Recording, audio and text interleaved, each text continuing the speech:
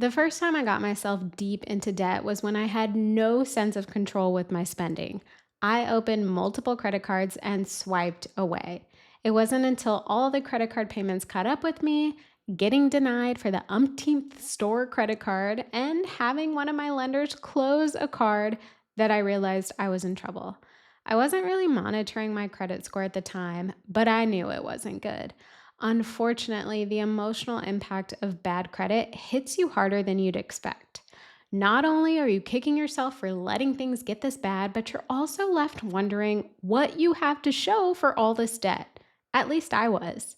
And while that experience was tough to go through, I wouldn't change it for the world. It taught me so many valuable lessons about credit, debt, and spending control. And although I got myself into debt an additional time, it was for totally different reasons that I have since learned from. I'm proud to say I've happily been credit card debt free for years. So, if you are in the thick of paying down debt, I want to help you heal from the emotional impact that bad credit may be having on you. I'm sharing 4 tricks that can help you shift your mindset and focus on the task at hand, that task being paying off your debt. So, the first trick is to separate your self worth from your credit score. It's so easy to be consumed by your credit score. Did it go up 3 points? Why did it drop 11 points? Why is this score different from the score showing on my other account? A person can drive themselves insane trying to beat or even understand the system. It's not worth it.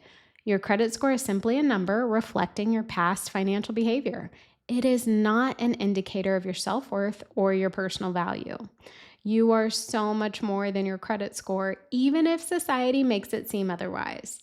If you want to heal from the emotional impact of bad credit, you'll need to separate your personal value from your credit score.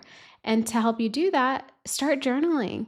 Write out why you feel so personally tied to your credit score. You can also leverage affirmations like, I am so much more than my credit score, or my credit score has no impact to my value as a human being. The goal is for you to understand that your credit score is simply a number that can and will change over time, and it has nothing to do with your value as a person. The next trick is to acknowledge your feelings and forgive yourself. When it comes to paying off debt, building up your credit, or even healing from past financial decisions, it is imperative to forgive yourself for those past mistakes. And this is probably the least exciting part of the financial freedom journey, but it's one of the most important steps. Regardless of where you stand with your finances right now or what your past behaviors with money were, sit with the feelings that come up without judgment. You may feel shame, guilt, sorrow, frustration, or anger. That is 100% okay and completely normal.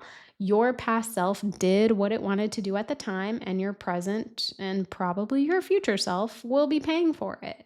That is how we learn not to make the same mistakes again, how we grow as financially savvy people. So don't shy away from your feelings, embrace them, and forgive yourself. Vow to do better in the future. And you can take this a step further by completing a forgiveness exercise. Write a letter to your past self, acknowledging what mistakes were made, but also expressing forgiveness and a commitment to change. Okay, the next trick is to educate yourself about credit. I actually sat with Christina Roman from Experian, which is one of the 3 major credit bureaus, to talk about all things credit on the City Girl Savings podcast. And she helped listeners break through fact and fiction when it comes to leveraging and building credit. I think educating yourself about credit, whether it's the building process, the calculation process, or even the maintenance process, can not only help you heal from any emotions or trauma around credit, but it can help you get your credit to an excellent standing. When you don't know how to do something, it's easy to do nothing or to do the wrong things. But on the flip side, knowledge reduces fear and empowers you to make better decisions. So make it a point to learn as much as you can about the credit process so you can feel confident in any future decisions you have involving credit. And the final trick is to visualize your debt free future. So, I had a client who told me she would probably die with debt. She had no idea how she'd be able to pay off her student loans, her credit cards, and still manage to live in an expensive state, which was California. Her journey all started with a coach, me, and a budget. She and I started working together back in 2016. And in 2021, she had emailed me to say she paid off all her debt and even had investments. When we started working together, she took the time to visualize her life free of debt. Sure, she didn't know how to get there, but she could see it for herself once she had a plan with her money. I want you to heal from the emotional impact of bad credit and work towards a life of debt freedom.